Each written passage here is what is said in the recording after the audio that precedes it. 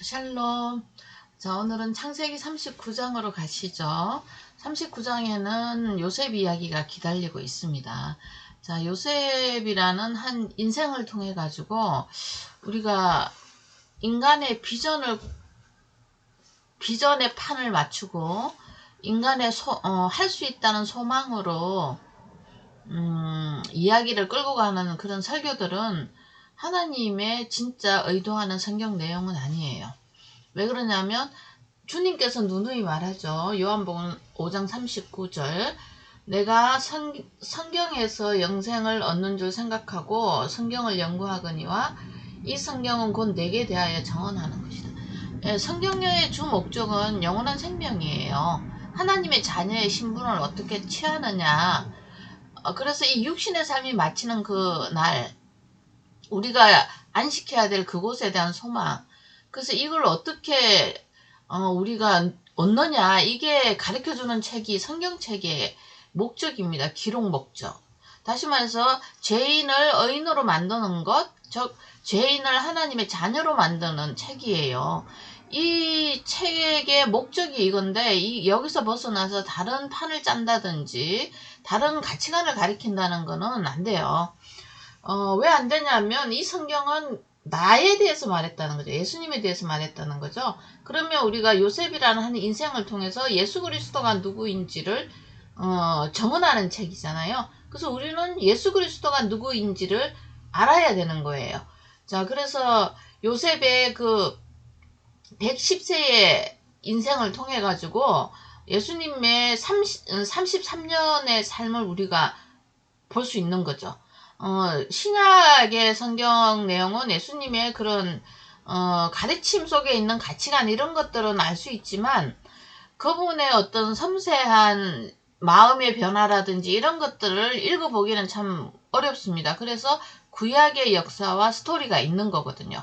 그래서 또 이 구약에 와서는 요셉의 인생 스토리가 이렇게 안 풀리고 어렵고 그러다가 어느 날 풀리고 이런 내용들이 또 이해가 안 됩니다. 뭐 소설 같거나 드라마 같은 이야기고 이거 일반화 시킬 수 없는 이야기거든요, 사실은. 근데 이거를 신약의 주님의 말씀과 또 성령님이 기록한 또 이제 사도행전부터의 그런 말씀들을 또 보면 이해가 되는 거죠.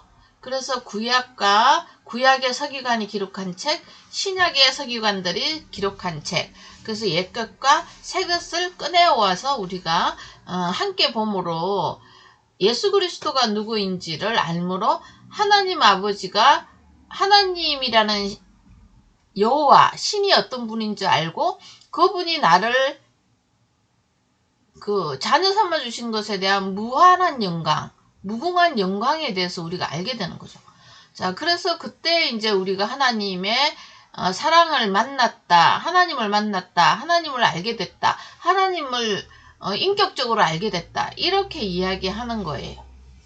우리가 신을 인격적으로 사실은 만날 수는 없어요.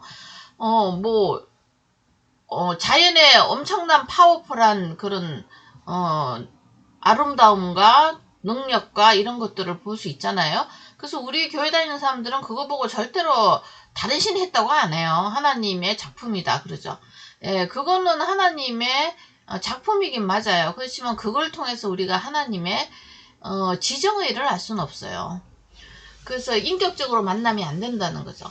아유, 꽃이 너무 이쁘네. 어쩜 하나님이 이렇게 나한테 꽃을 보냈을까?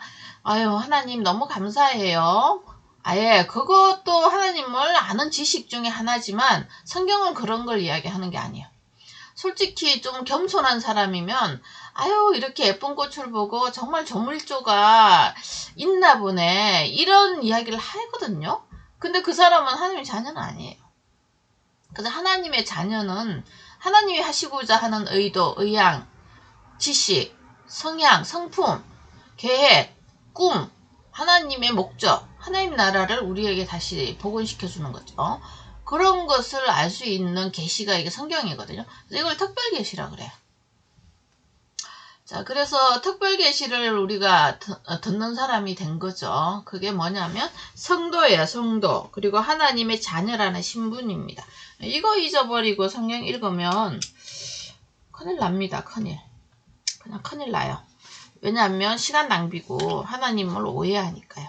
근데 이거 처음부터 하나님을 잘 아냐? 또 그러는 법은 없어요. 그럼 이거 어떻게 해야 되느냐? 인생을 살아야 돼요. 그리고 생로병사를 살아야 되고 희노애락을 살아야 돼요. 그래서 그 삶 속에서 우리가 이 진리의 말씀이 뭔지를 배워 나가야 되는 거예요. 그래서 물론 원본적인 성경책이 있어야 되죠. 법이니까요.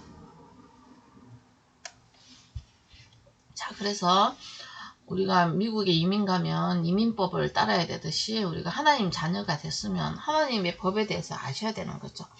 자, 그래서 어쨌든 요셉을 통해서 예수 그리스도를 나타내는 그림자라는 거 아시고 이제 팔려갔는데 친위대장이라는 경비대장이죠. 최고급 관료집에서 이제 팔렸어요. 그래서 이제 근데 중요한 거는 여호와께서 요셉과 함께 하심으로 그가 형통한 자가 되어 또 그 집 일을 형통하게 돌보아 주셨더라. 그리고 요셉도 일을 너무 잘해서 성과가 좋아서 주인에게 총애를 받아서 가정총무로 삶을 살기 시작했더라. 이렇게 된 거죠.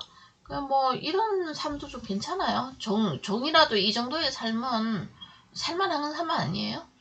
예, 그러니까 이제 형통했다 이제 이렇게 생각하는데 그게 아니라 임마누엘이 형통이란 뜻입니다. 자, 그래서 여호와께서 그와 함께 하심, 이게 임마누엘이잖아요. 그러니까 이 요셉이 누구예요? 채색 옷을 입었잖아요. 무지개 언약을 가진 자잖아요. 여인의 후손의 언약을 가진 자잖아요. 메시아 사상을 가진 자잖아요. 그래서 자기가 하나님 앞에서 죄인인 것을 알고 우리가 예수님을 받아들인 사람하고 똑같은 사람이에요. 근데 이 고난은 또 왜 오냐? 고난을 통해서 하나님을 만나는 거죠. 그죠? 그래서 요셉도 어릴 때부터 채석옷을 아버지한테 받아 입은 언약의 후손이지만 이 사람 또한 죄인이죠. 그래서 죄인이 어떻게 하나님을 만나가는가 이런 것을 우리가 볼 수가 있는 거죠. 자, 그래서 일 잘하고 있는데 여기서 많은 걸 배웠겠죠. 그래서 지금 하나님의 이런 이제 총리를 앞에 두고 일 시키는 거예요. 형통한 자가 되어서 이 보디발 집에서 있는 이제 뭐죠? 농업 경제, 그 다음에 군사와 관련된 일, 여러 가지를 이제 이거 다 배운 거예요. 그래서 여러분들이 어릴 때부터 회장 이런 거 하지 말고요. 총무 많이 하셔야 돼요. 이 총무 많이 해야 나중에 실력자로 자랍니다. 그래서 이렇게 총무를 잘 맞는 사람들이 있어요. 이 사람들은 삶이 자기 시간이 별로 없어요. 많은 사람들한테 할애해야 돼요. 또 돈도 걷어야 되고 또 대소사에 끼어들어서 왔다 갔다 하셔야 되고 그러면서 이런 사람들은 사람들과의 인간관계도 배우고 또 자기의 부족함도 알게 되고 이렇게 해서 성숙한 사람들이 될 수 있는 거죠. 자, 그 다음에 이렇게 일 잘했는데 이상한 일이 하나 생기죠. 섹스 스캔들입니다. 요즘 같으면 끝나요, 이거. 그죠? 근데 이제 이것도 하나님과 임마누엘 했는데 이 일이 또 왜 생기냐? 이렇게 되면은 또 이제 퍽퍽 막히는 거죠, 마음이. 왜 생기군요. 감옥 가서 또 다른 공부 하셔야 돼요. 총리가 되려면.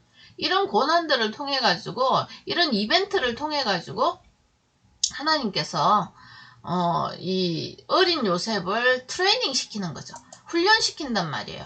그래서, 이거 보시면은 이제 결국은 요셉이 자기 옷 때문에 순환을 당하는 거죠. 옷을 가져갔었어야 증거가 없는데. 그래서 이 그가 입은 이게 노예의 옷이지만 실상은 채색 옷이에요. 그래서 이 옷 때문에 이제 도망을 가게 되면서 생긴 거죠. 그래서 결국은 이제 감옥을 또 갑니다. 감옥 가셔야 돼요, 이분은. 가셔야 거기서 누굴 만나죠? 예, 바로를 만날 수 있는 측근들을 만나는 거죠. 자, 그래서 여기서도 보시면 간수장이 옥중제수를 다 죄인인 요셉 손에 또 맡기고 재반 사무를 요셉한테 처리하게 하고 이런 걸 또 하면서 뭘 배우죠? 정치 배우는 거죠. 정치. 이 정치가 쉽진 않죠.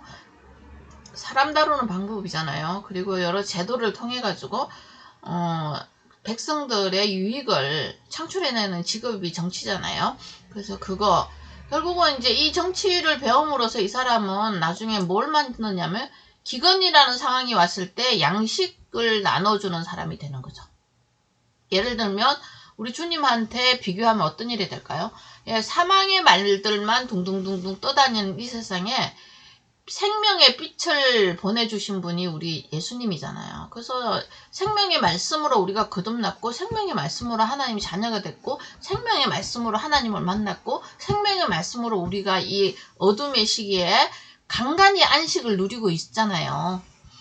그래서 이제 이 간간히 안식이 온전한 안식이 되려면 그날이 와야 돼요. 우리가 먼저 잠이 들든지 그분이 와서 우리를 데려가든지 그곳에서만 완전한 안식이 있기 때문에 그렇습니다. 그래서 하나님께서 예수 그리스도의 죽으심과 부활로 그의 안에 우리를 두셨어요.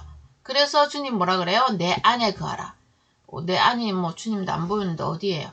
예수 그리스도의 말씀 안에 거하라는 거죠. 그래서 이제 사도 바울 선생께서는 이거를 우리에게 재해석해 주시기를 그리스도 안에 거하라. 그리스도 안에 거하라. 그리스도 안에 거하라. 계속 그래요. 그 다음에 그건 결국은 그리스도께서 하신 말씀과 가치관 속에 거하라. 뭐 이런 거겠죠.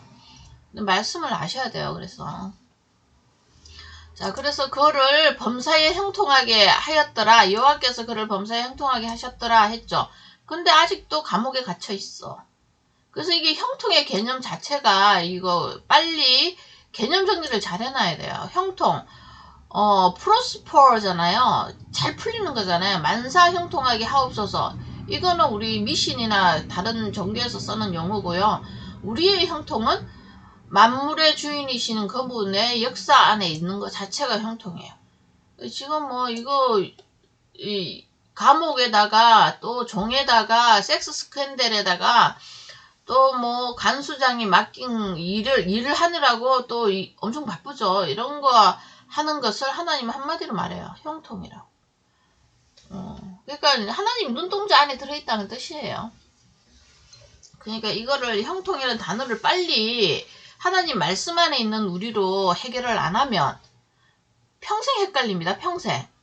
그래서 조금만 이제 어려움이 와도 이제 원망 모드로 바로 갑니다. 바로. 그래서 우리가 신앙 지식에 있어서 우리는 글로 만나잖아요. 그래서 이 글의 개념 정리 모든 학문이 다 그래요. 기본적인 단어가 얼마나 중요해요. 그거에서 전공 언어들이 있어요. 그러니까 이게 같은 언어지만 저기를 쓰는 거 있잖아요.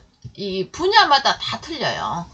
자, 그래서 그런 거 같이 성경도 용어 정리를 잘 해놓으셔야 하나님의 의도와 뜻을 잘 깨닫게 되겠죠.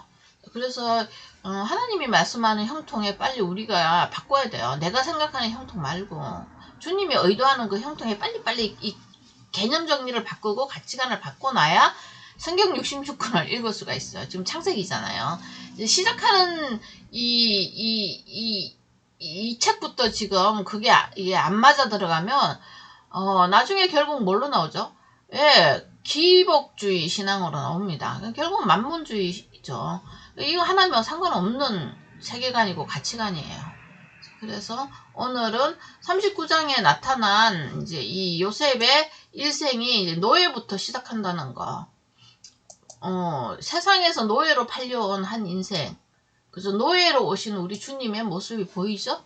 예, 하늘에서는 왕자였지만 이 땅에 우리 죄를 구원하러 오신 그분이에요. 그래서 이분이 이거 노예부터 시작해갖고 나중에 구원의 양식을 나눠주는 총리 자리로 가게 됩니다. 자, 오늘은 여기까지 하겠습니다. 감사합니다.